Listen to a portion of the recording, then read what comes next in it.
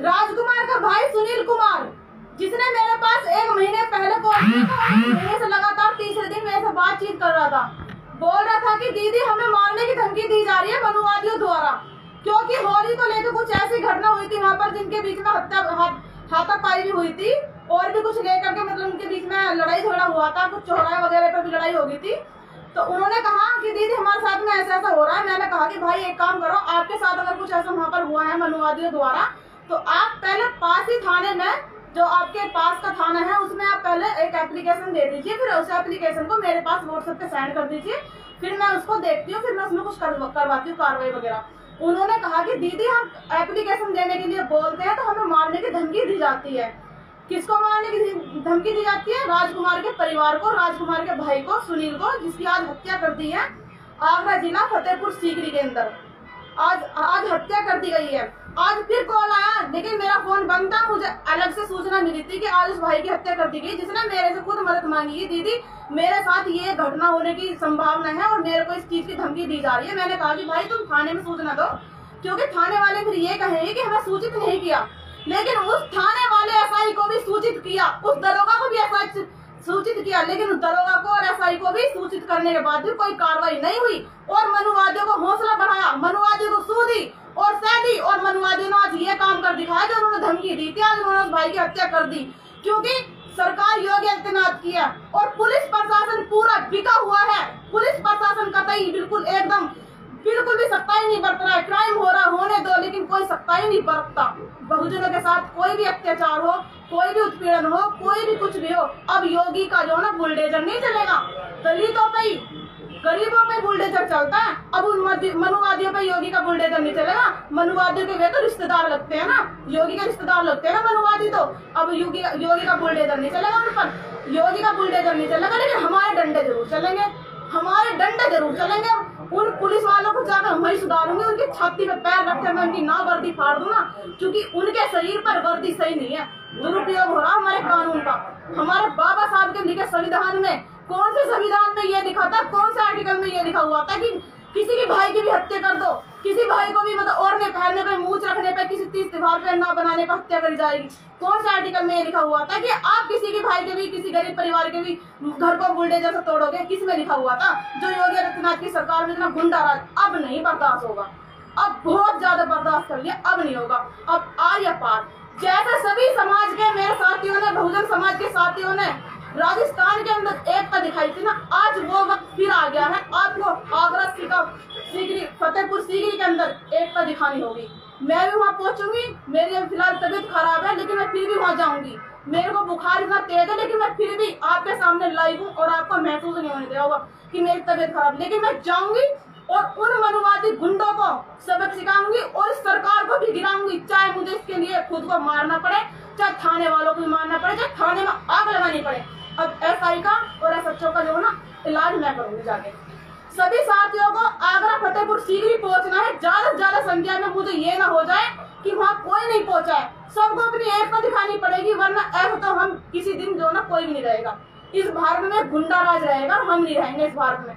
इसलिए हमको एक होना पड़ेगा, उस भाई को न्याय दिलाना पड़ेगा। इस भाई का ना अगर किसी के भी साथ होगा, वहाँ हमको सबको कदम से कदम मिलाकर चलना होगा और इन मनुवादियों को है ना इनकी औकात दिखानी पड़ेगी। मैं भी वहाँ आ रही हूँ, अभी एसीपी सोनू सेन सर और भी जा रहे हैं, कुछ और पदाधिकारी साथी जा रहे हैं। मेरी तबीयत खराब है फिलहाल, मैं भी पहुंचूंगी कल सुबह को निकल जाऊंगी। अगर ज्यादा माहौल खराब रहा मैं जाऊंगी वहाँ पर, क्योंकि मेरा जाना सही है। मैं जाऊंगी क्योंकि मैं एसएचओ को और दरोगा को देखूंगी, उसकी वर्दी में वहीं फाड़ूंगी, चाहे मेरी वहाँ जो है ना अरेस्टिंग हो जाएगी। सभी साथियों को वहाँ पहुँचना होगा, मैं भी वहाँ जाऊंगी और जो मैं कह रही हूँ वो काम मैं करके दिखाऊंगी। सभी साथियों मेरे मना कर रहा था ऐसा 14 तारीख को, 14 पहले राजीनामा किया था। 14 फरवरी को मेरे भाई नवल सिंह की अटैक होने से मृत्यु हो गई, तो हम अपना शोक संदेश मना रहे। अब इनमें हो गया था भाई, इन्होंने कही भाई राजीनामा करने को, मैंने भैया राजीनामा कर ले यार, एक ही गाँव में तुम रहते, एक ही गाँव में हम रहते। तो उन्होंने राजीनामा करने के लिए टीले पर बुला दिया। टीले पर 5-6 लोग उनके थे और 4 हम बुलाने चले गए। मैंने कहा चलो बड़ी बुढ़ी मकान, तो हम चले गए। राजीनामा हो गया, राजीनामा होने के बाद में किया, अब राजीनामा हो गया, एग्री हो गया। जब एग्री हो गया तो फिर उसने गाड़ी चलाई। अब गाड़ी चलाने के बाद फिर अटैक करो बिल दोबारा, 3 बार अटैक किया राजीनामा के बाद। अब 4थी बार अटैक में भी खत्म। और चमार भमार तमाम तरह के रिकॉर्डिंग है हमारे पास। भाई साहब रिकॉर्डिंग का सबूत है। और रिकॉर्डिंग जब FIR दर्ज कराने गए तो CO साहब बोलते हैं कि रिकॉर्डिंग का कोई काम नहीं, रिकॉर्डिंग साइड में रख दो, उसके बाद आपकी एप्लीकेशन लेंगे। इस तरीके की बात की जाती है। भाई खत्म हो गया था, ये तो परसों खत्म, कल ही खत्म हुआ, कल किया। अभी तक सुनील भाई की डेड बॉडी का पोस्टमार्टम नहीं हुआ है। सुनो कल शाम को भी रिकॉर्डिंग सुना। सुनी